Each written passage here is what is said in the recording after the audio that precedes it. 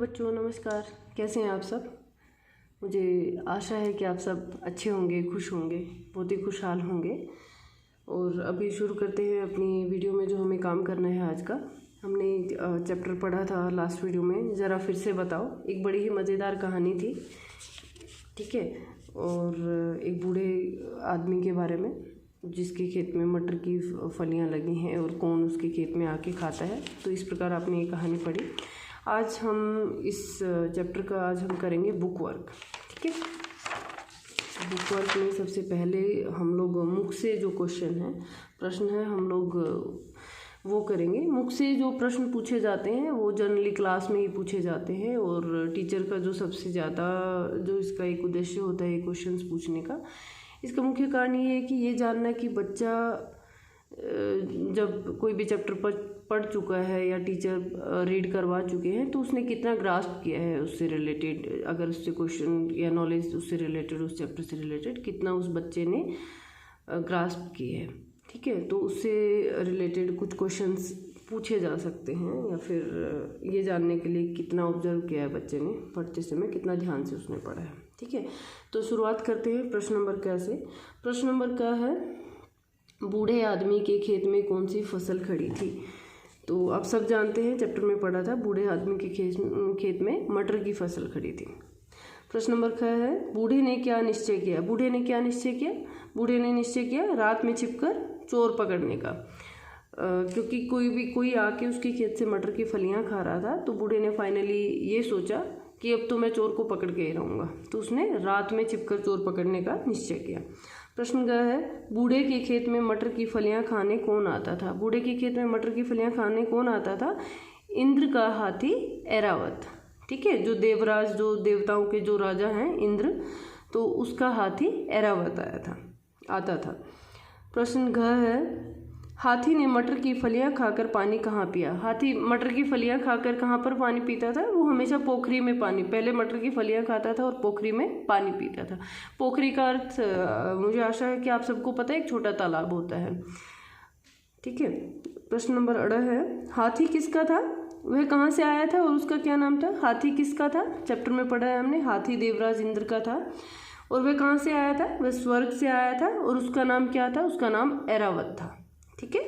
तो मुख से जो प्रश्न है, प्रश्न उत्तर है जो हमारे ये अब कंप्लीट हो चुके हैं। अब है लेखनी से।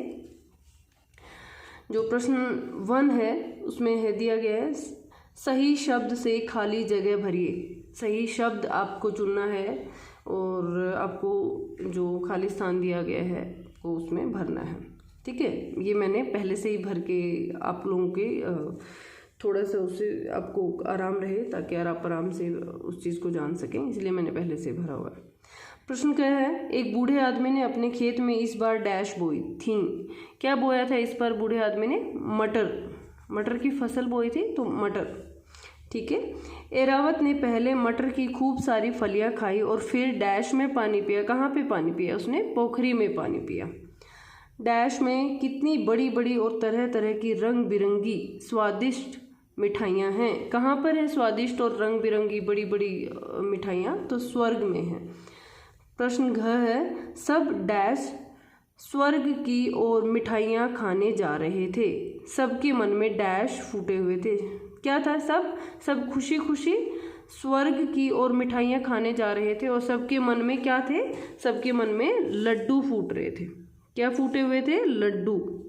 एक मुहावरा है ना, लड्डू फूटना, कि मन बहुत ज़्यादा क्या था? प्रश्न था, लड्डू, ठीक है, लड्डू, ओके। प्रश्न जो अड़ा है, जो खाली स्थान दिया गया उसमें है, बूढ़े ने जैसे ही अपने दोनों डैश को फैलाकर बच्चे के प्रश्न का उत्तर दिया, वैसे ही उसके हाथ से हाथी की डैश छूट गई। क्या छूट गया बूढ़े से? जब बच्चे ने बड़े ही उत्साहित होकर फिर से कहा, बाबा जरा एक बार फिर से बताओ कितनी बड़ी बड़ी मिठाइयाँ हैं, तो बूढ़ा और भी उत्साहित हो गया और उसने खुशी में क्या किया, ऐसे अपने हाथों से वो साइज बताना चाहता था मिठाई का। तो उसने क्या किया, बूढ़े ने अपने दोनों हाथों को फैलाकर बच्चे के प्रश्न का उत्तर दिया।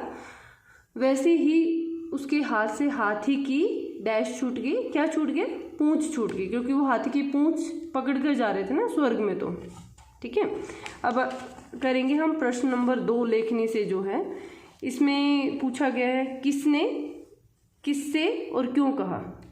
एक कथन दिए गए हैं क और ख में, तो इसमें पूछा गया है किसने, किससे और ऐसा क्यों कहा।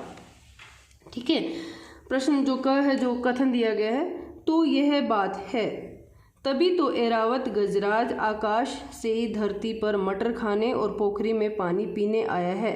तो ये बात किसने कही, ये बात किसने कहा, बूढ़े ने। ये जब वो छुप कर देख रहा था तो उसने देखा ऐरावत मटर की फलियां खा रहा है और पोखरी में उसके बाद पानी पी रहा है, तो बूढ़े ने अपने आप से कहा था तो अच्छा तो ये बात है, तो इसीलिए ऐरावत जो गजराज है जो आकाश से धरती पर मटर खाने आता है और पोखरी से पानी पीने आता है। तो ये किसने कहा, बूढ़े ने कहा। और किससे कहा, उसने अपने आप से कहा। ठीक है, और उसने क्यों कहा था ऐसा, उसका कारण क्या था, क्योंकि उसने सोचा कि शायद स्वर्ग में खाने पीने की व्यवस्था नहीं है। उसको क्या लगा कि स्वर्ग में अच्छे से कोई खाने पीने की व्यवस्था नहीं है, इसलिए ऐरावत हाथी क्या है, धरती पर आता है मटर की फलियां खाने और पोखरी से पानी पीने। जो जो कथन दिया गया है उसमें है, बाबा ज़रा फिर से तो बताना कि स्वर्ग में कितनी बड़ी बड़ी मिठाइयाँ रखी हुई है। जब बच्चे ने बड़े ऐसे खुशी खुशी में पूछा, जब वो हाथी की पूंछ पकड़कर स्वर्ग में जा रहे थे तो रास्ते में उसने बच्चे ने पूछा था, बाबा ज़रा फिर से तो बताना कि स्वर्ग में कितनी बड़ी बड़ी मिठाइयाँ रखी हुई है। तो ये किसने बोला, गाँव के बच्चे ने। ठीक है, और किसको बोला था ये, बूढ़े को। ठीक है, उसने बूढ़े को ही बोला था ना, बूढ़े को, कि बाबा जरा फिर से बताना कितनी बड़ी बड़ी मिठाइयाँ रखी हैं। और उसने क्यों ऐसा पूछा था, क्योंकि बच्चा बड़ा ही उत्साहित था, बड़ा खुश था, और वो दोबारा, जैसे बच्चे कई बार बहुत उत्साहित होते हैं, वो बार बार कोई बात उन्हें जो अच्छी लगती है वो पूछना चाहते हैं। ठीक है, अपने उत्सुक मन से उसने फिर से पूछा, क्योंकि वह जानना चाहता था कि स्वर्ग में कितनी बड़ी बड़ी मिठाइयाँ हैं, क्योंकि वो बहुत ज़्यादा उत्साहित था और अपनी उत्सुकता को फिर से उसने पूरा करने के लिए उसने बूढ़े से पूछा। ठीक है, मुझे आशा है कि आप सबको ये समझ आया होगा।